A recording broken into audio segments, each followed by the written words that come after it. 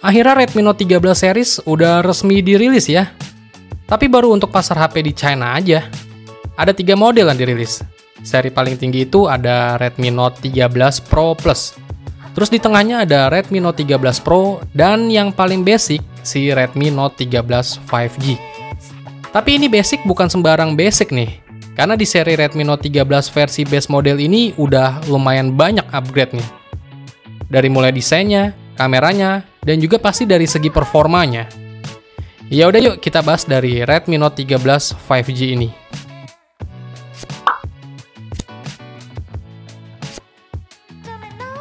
Yang pertama kita lihat dari segi desain tampilannya dulu ya.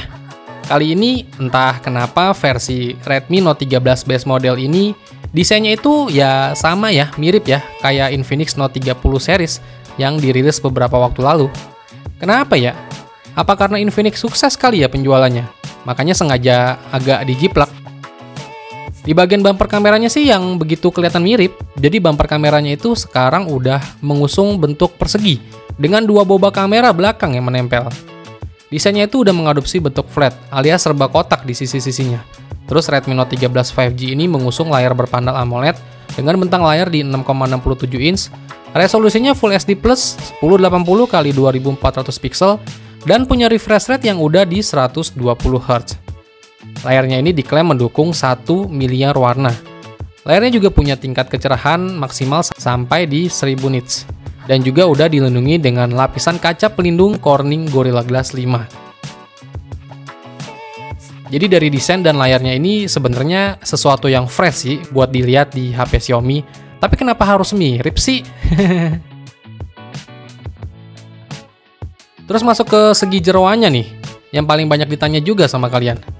Jadi Redmi Note 13 5G ini ditenagi chipset dari MediaTek Dimensity 6080 dengan fabrikasi di 6 nanometer, yang punya CPU dengan kecepatan clock speed maksimal 2,4 GHz. Chipset ini dipadukan dengan beberapa pilihan RAM.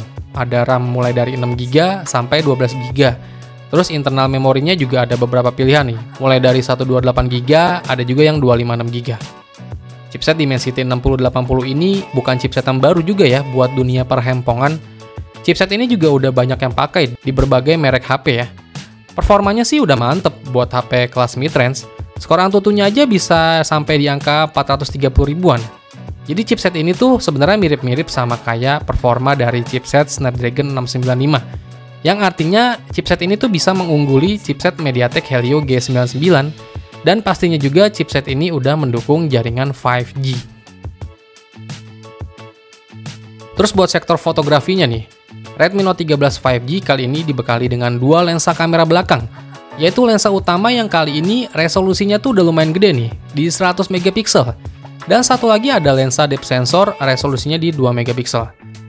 Jadi sekarang Redmi Note 13 5G ini buat lensa ultrawide-nya itu absen ya.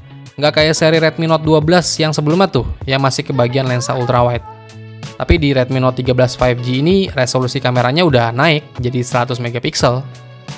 Terus di bagian depannya HP ini juga ada kamera selfie dengan resolusi 16 megapiksel. Terus tenaga dari Redmi Note 13 5G ini ditopang dengan baterai kapasitasnya 5000 mAh yang mendukung pengisian daya cepat sampai 33 Watt via konektor USB Type-C. Terus buat sistem operasi yang dijalankan itu udah Android 13 ya, berbasis MIUI 14. Fitur NFC juga hadir ya di HP ini, dan untuk fingerprint sensornya letaknya di samping menyatu dengan tombol power. Dan buat speakernya, kali ini di Redmi Note 13 5G udah dual speaker lagi nih. Terus buat harganya sendiri, untuk Redmi Note 13 5G, varian RAM 6GB, internal memori 128GB itu dibanderol sekitar 2,5 juta ya kalau kita rupiahin. Terus RAM 8GB, internal memori 128GB itu dibanderol di 2,7 juta. Lalu RAM 8GB, internal 256GB itu dihargain sekitar 3,1 juta. Dan varian paling tinggi, RAM 12GB, internal memori 256GB itu dibanderol sekitar 3,5 juta. Ingat ya, ini masih harga buat pasar China aja ya. Dan kemungkinan ada perubahan harganya setelah masuk ke pasar global nanti. Tapi buat pasar Indo kok gue sedikit agak pesimis ya. Apa nanti bakal diubah lagi speknya ketika masuk pasar Indo? Kayak kemarin tuh kasusnya Redmi Note 12. yang harusnya chipsetnya udah 5G, jadi downgrade ke 4G. Ya, semoga aja Xiaomi Indonesia tobat ya, dan kembali lagi ke jalan yang benar. Biar HP Xiaomi buat pasar Indonesia tuh bangkit lagi, ya nggak?